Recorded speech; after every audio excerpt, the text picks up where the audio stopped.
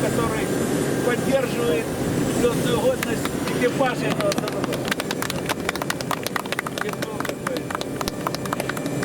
Благодаря его энтузиазму, любви к этому самолету, его доля в том, что этот самолет летает, его вклад огромен. Коля, я поздравляю. Куда ты убежал? Стоишь, ровно. Ну, свисти, впереди.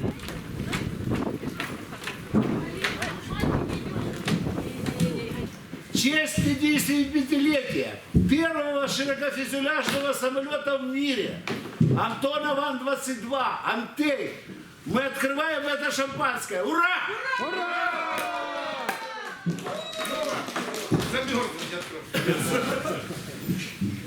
Подогреть надо было.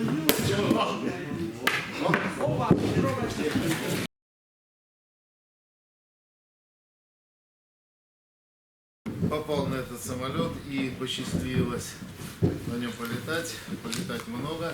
Причем я учился и начинал с такими корифеями. Мне посчастливилось летать с Ковриным Юрием Владимировичем, Терским Владимиром Ивановичем, Кетов Юрий Николаевич, Литвинчев Владимир Александрович, Ткаченко Владимир Андреевич. Это все учителя, с которыми меня учили летать на Антее. Самолет Антей уникальный самолет. Мы не перестаем им восхищаться сейчас, по прошествии 55 лет. Вы можете представить, какой фурор он произвел в 1965 году. 55 лет назад. В тот же год он был показан в Париже на выставке, где просто не ожидали увидеть такой летательный аппарат. Конечно, это был главный экспонат выставки Парижа 1965 года. Но, к сожалению, он остался у нас в единственном экземпляре, мы его бережем. Самолет участвовал во всех фактически экспедициях по всей планете. Он бывал на всех континентах, он участвовал в военных операциях, он участвовал в помощи, когда было сильное землетрясение в Армении. Потом много грузов мы перевезли в Африку.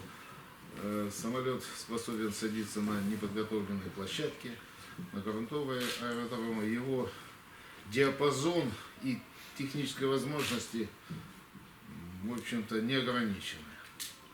И до сих пор мы восхищаемся этим самолетом.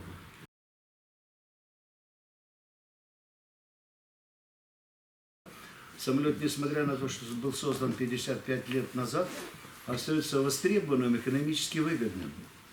То есть, если бы многие самолеты, вы знаете, советского производства, которые не одержали конкуренции с западными образцами с точки зрения экономики, а в любом бизнесе экономика стоит во главе угла. Стоит ли эксплуатировать самолет, приносит ли он прибыль или самолет убыточен.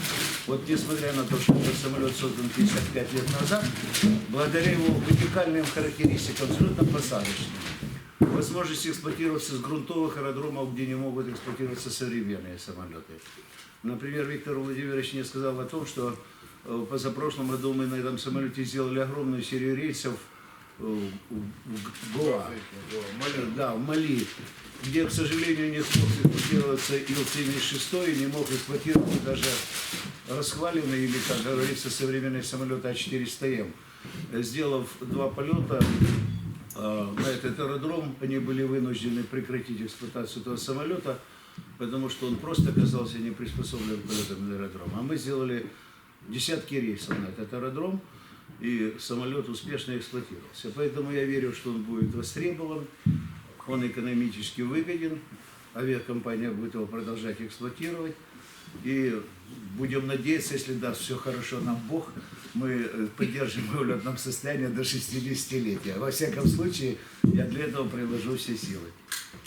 Спасибо вам за внимание. И приглашаем вас на 60-летие. Да.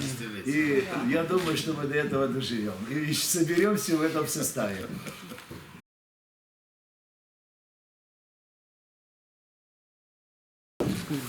Надежнее друга, чем этот самолет, нет. Так что за его моторы, за его, как говорится, жизнь, дальнейшую процветающую. самолет самый надежный в мире. Ура! За наш самолет, за самый красивый и надежный. Будьмо. Будьмо.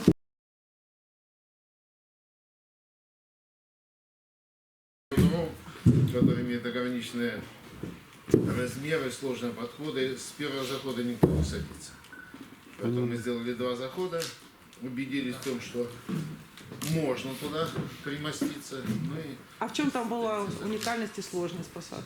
сложность была в том, что сложные подходы, там с одной стороны был дом, не дом, собор.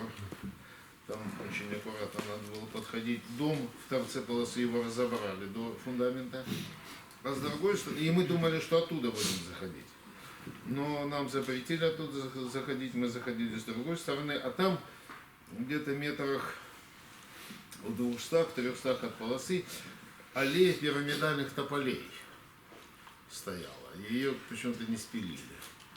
Вот. Ну и вот поэтому надо было проезжаться, зависнуть на минимальной скорости, пройти эти тополя, потом опустить нос и попасть именно в начало полосы на первую плиту, потому что тормозить там уже было очень мало.